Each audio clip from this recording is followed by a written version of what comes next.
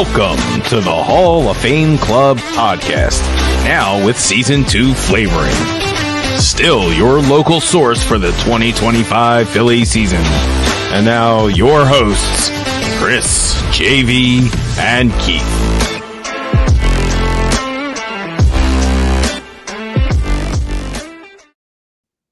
Welcome to the Hall of Fame Club podcast post-game live. We are going live after some, Chris, what are we going to do? We're going to do like high-profile games and games that kind of like maybe might be turning points or things that we wanted to get out before the next episode.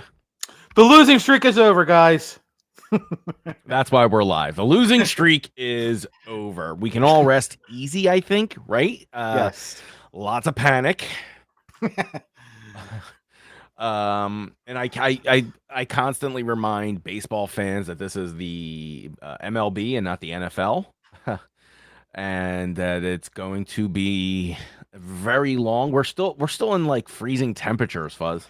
Yeah, I know. It's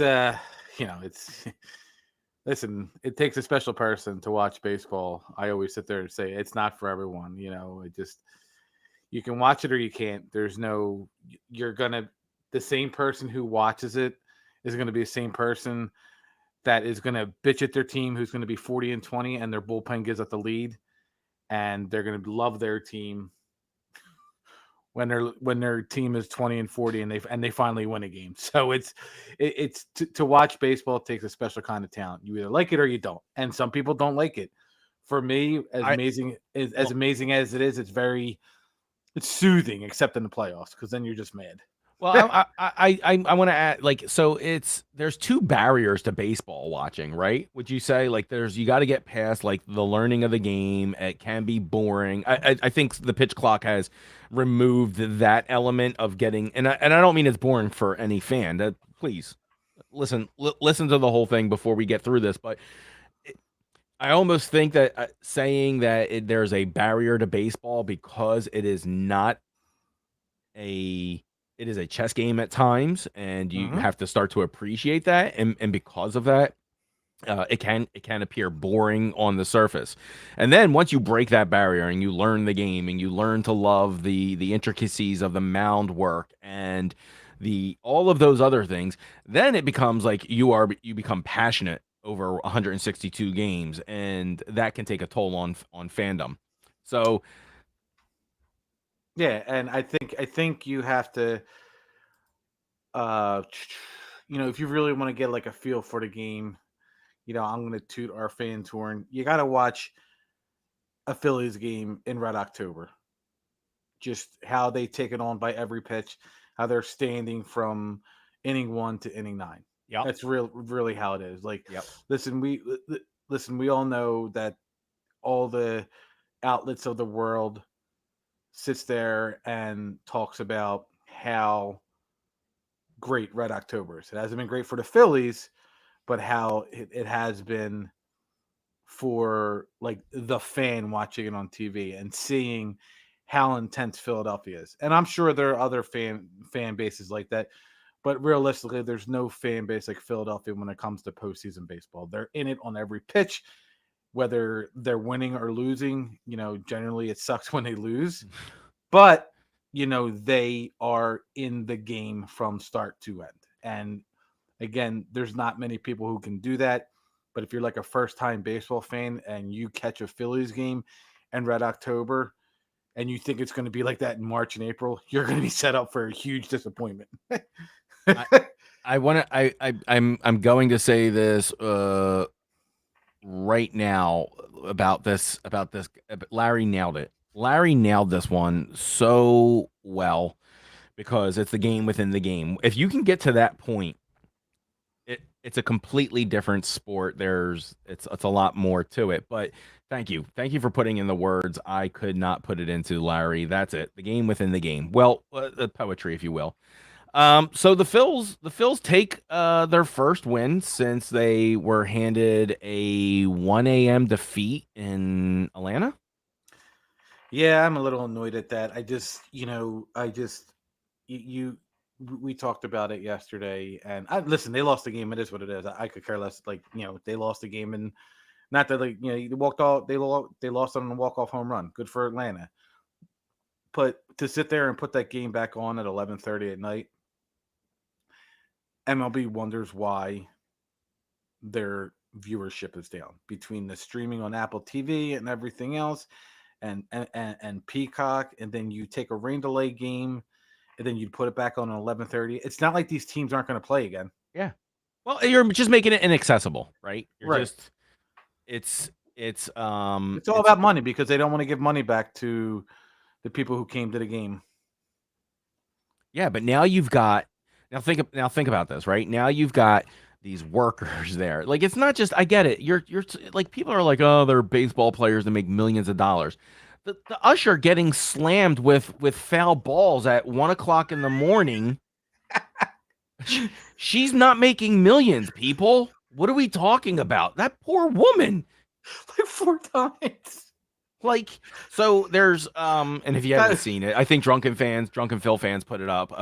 By the way, they are hysterical. Some of their memes that they put up are they're phenomenal. They're having a huge watch party. I just saw, like, they just went live right before the last out, and apparently there's a bunch of people hanging out in his man cave, and good for him. He's a funny dude. So yeah, if you guys haven't really checked out Drunk Phil's fans, they're on are they on YouTube or are they on just Facebook? They're on Facebook, they're on YouTube, and they're on Twitter. Okay. Yeah, hysterical guys. And TikTok. But we just started that. It's not. Yeah. It's going okay. I don't know anything about it. I'm just no. Yeah. But yeah, no, they're the epitome of a Philadelphia fan. So we got yeah, Lara. She's like, are you kidding me? Yeah, she's not making millions. There's no reason she should be there at 12:45 trying to fight off foul balls. You know what I mean? And not like they were close foul balls. No, they were opposite. They were opposite field foul balls. Yeah, I kept saying to myself, the only thing I kept thinking to myself was from Young Frankenstein, nice grouping. Anytime you can, get a Young Frankenstein quote into a Phillies game, I feel like it's got to be talked about. We got Sanchez with the win. Alvarado does get the save situation here. He was on fire. Let's talk about the Phils hitting. Let's go there. So they came up big in the first inning. The big 2-out double by Castellanos. The umpire definitely screwed Mukakis or whatever his name is. Oh, Mikulas, because that should have been strike 3 to Kyle Schwarber, and the inning should have been over. That whole night was terrible. The whole game was called terribly. If robo-umps don't happen soon enough, people are going to get it's going to be talked about more than not. And I'm like I know you and our other host on the JV. Listen, I'm not for it. I'm not for against it. I'm at that point. It is what it is. But if you don't want the talk of robo-umps, then you have to get rid of the box on TV. No, be better. Like, because now you have to keep the box. The box now is what's up, Philly halftime. I was on his stream while he was live casting today. Always calls. He's funny too, dude. He's funny too, and uncensored, unfiltered.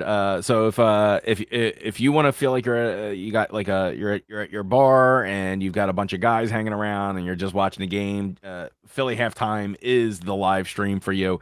If you want a more family friendly, it's JJ. I'll be honest with you, I got them both going on at the same time. I really do. Nice. Clicks are free, guys. They go. They're very easy. Like button, subscribe button. It doesn't cost you anything. So it's just go support those guys and hit them up for sure. They are putting on some really good content. We're getting there. We're getting there. Listen, that's all there is to it. So talk to me about the. Tell me. Bright spots. Go with the bright spots in the lineup for what you saw today. Well, obviously, it was the 2 out hits, the getting the hits with runners in scoring position.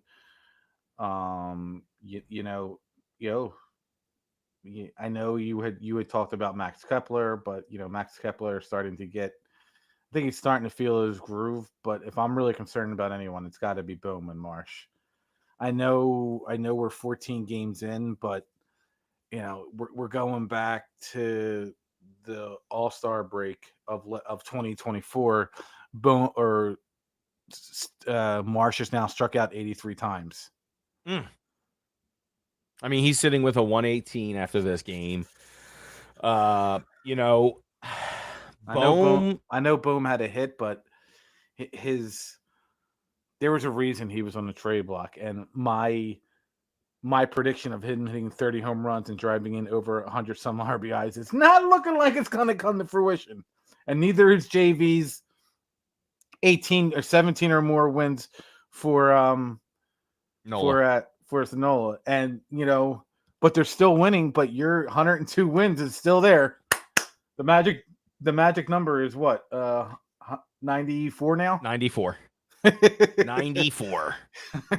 Magic number. We are at 94 on the magic number in the season in my prediction. Yeah, you have Nikki just looking really great today, making fans out there. That was phenomenal. Phenomenal. That just catching that foul ball. That was foul, right? Yeah. Yeah, it's pretty much foul. I don't know, like the way it was running. I posted. I should probably go back and rewatch it. But him giving the fifth pound to the kid in the Phillies jersey out in St. Louis, there was a whole group. They were really loud. You could see them pretty much throughout the broadcast. But yeah, he's out there giving pounds to like these kids out in St. Louis. He changed that kid's life forever. Yeah, and Nicky was 3 for 4. He had a rough day at the plate the other night where he was 0 for 5 with 5 Ks. Mm-hmm. But it's Nick Castellanos is one of those frustrating players that you just want to sit there and yell at for striking out, but then he comes out with a 3-hit performance. Right. And like I don't know why it feels that way, but we just get mad and frustrated with Marsh and Boom. Like this isn't 2022 anymore. No. We can't live on that. And you know me, I've been against it, but it's got to be Rojas and yeah, Romano. Woo. Yeah, that one right here. I was gonna go into pitchers, and I saw that there, and so we all around we had some really solid pitching performance today. You have, and I will give the man. I got to give some credit to these batters and the catchers who did not just get ejected today from the terrible calling, but you got Kirkering coming back after he's sitting at a 1.69 ERA. That's really good. I don't know, is he setup man because Romano came up as Alvarado's setup man? What are we doing? Like do you know, is there a rhyme or I can't tell. I think like I said, it's 14 games of the season. They're Rob's trying to get his feet wet with the bullpen. Know who's got the mental capacity to work the 8th inning, Right. and all. But like I said, Romano came back or Kirkering came back. But what I'll tell you, I'm impressed by. No one punching Scott Barry in the mouth. Does anyone know who Scott Barry, what he's famous for in Philadelphia? I'm sure people know Scott Barry. I mean, and this is the last thing we wanted to really get into. Yep. Is right here. Let's call it 5 double plays today. 5. The league record is 7. In key moments. Well, if you think about it, double plays are always going to be key moments, right? Just by the nature of what they are. Like you got a man in running position or scoring position possibly, but there were a lot of first and second double plays, and a lot of there was also I think 2 of them were in with runners in first and second, and there was one of them with runners in second and third position, right? Yeah, probably. Yeah. So we do, and we do. We lead the league in fielding percentages. It is we are cleaning. Like I know we had an error today. I get it, and I know there are some really ugly things. And I must have dozed off when I saw that. because I didn't see Stott's error. I did see him make a diving stop. Right. So like errors are going to be a part of the game. Sometimes those errors come back. Like they are, hits get changed afterwards, like days after sometimes. So I will not pretend to know what I think is a base hit anymore, but or what's an error anymore. But here's all of our where was it at? I wanted to. Okay, here we go. Alvarado just throwing filth out there. We just have to give him credit. When he's on, he's on. That Yeah, is his third save of the season. I think so. Yeah. Yeah.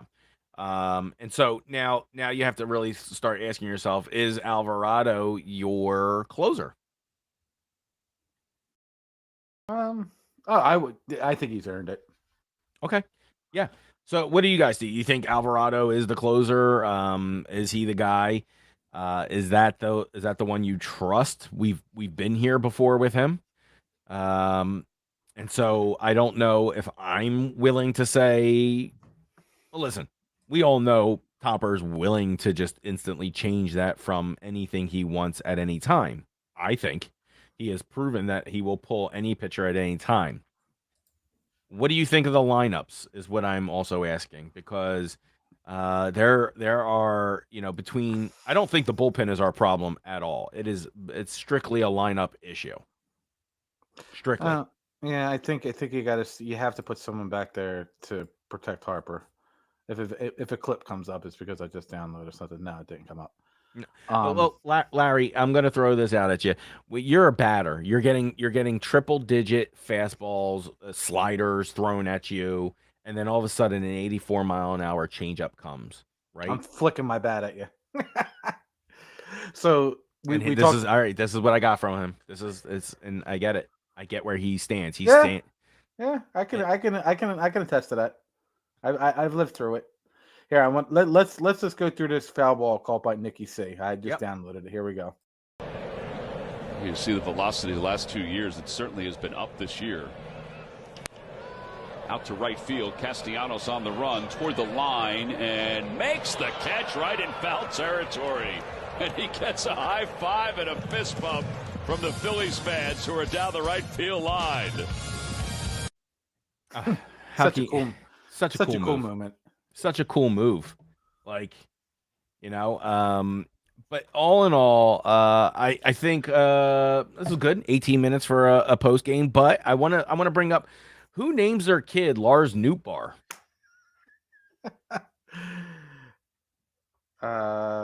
You?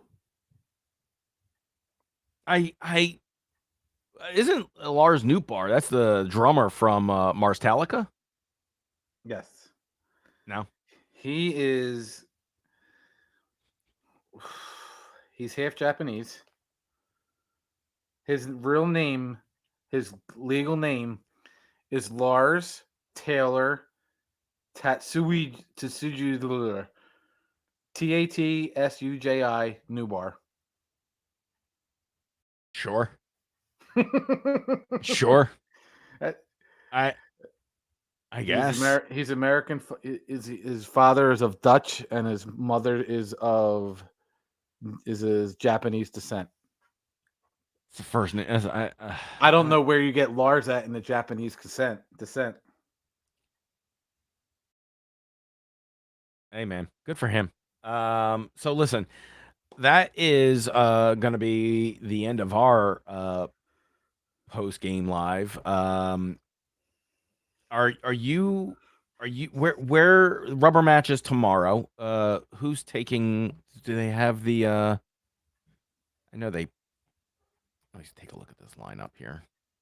There's no lineup out yet. No, it's probably it's Wheeler. Wheeler is taking the mound. That's the Sun, right? Is it? Yeah, it should be. Yeah, well. Yeah, it's Wheeler versus Matthew Liberatore. Perfect. Yep. Are you where are you going? Here we go. This is my guy. Lars Nootbaar is the official MLB spokesperson for Swiss Miss Coco.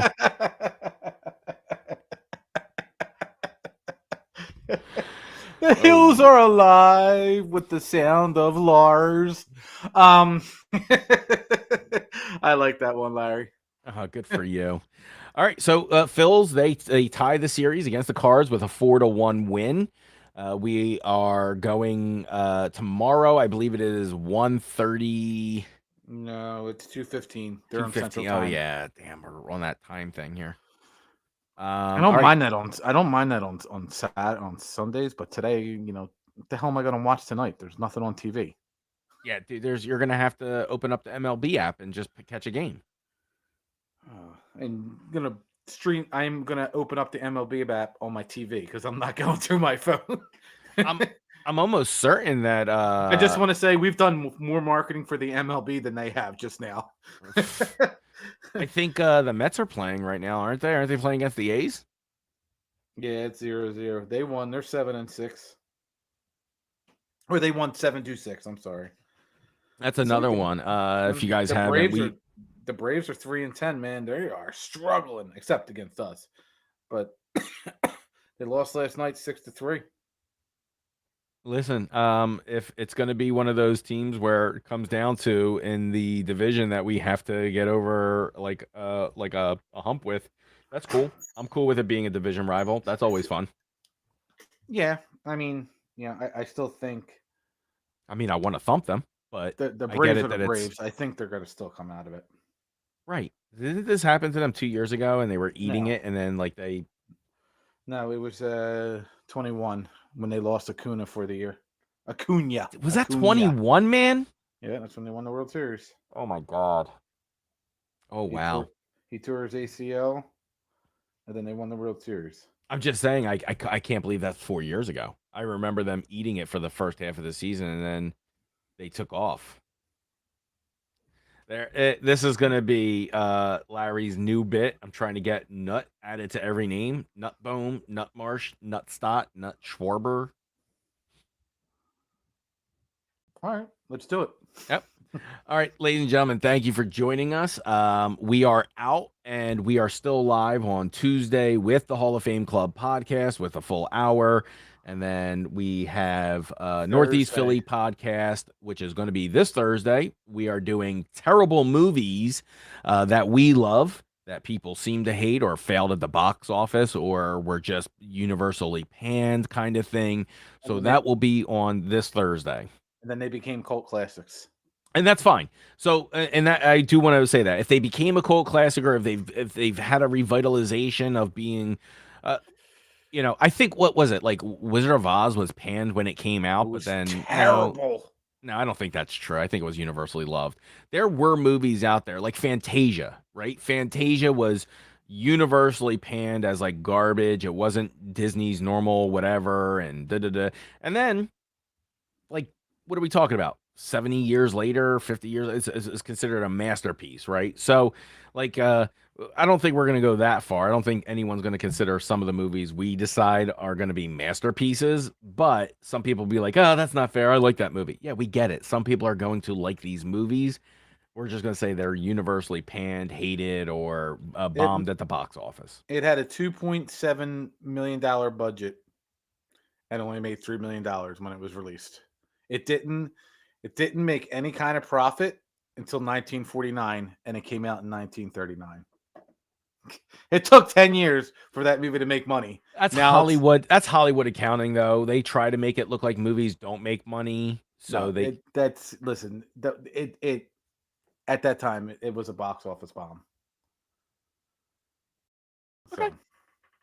All right. Thanks for joining us. Yep. But what's funny, real quick, what was funny about it, like it was, the critics loved it supposedly, but people just didn't want to go see it. Don't know why. I think there was a pandemic. In 1939. Have a good one, y'all.